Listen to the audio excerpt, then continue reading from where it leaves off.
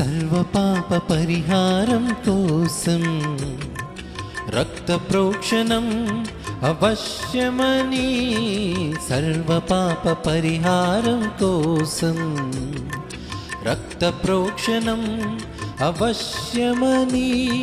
మనుషులలో ఎవరు బలికి పనికిరారని, పరమాత్ముడే బలి అయి తిరిగి లేవాలని ఆర్య ఋషులు పలికిన వేద సత్యం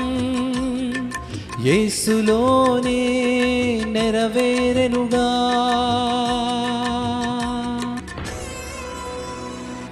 సర్వపాప పరిహారో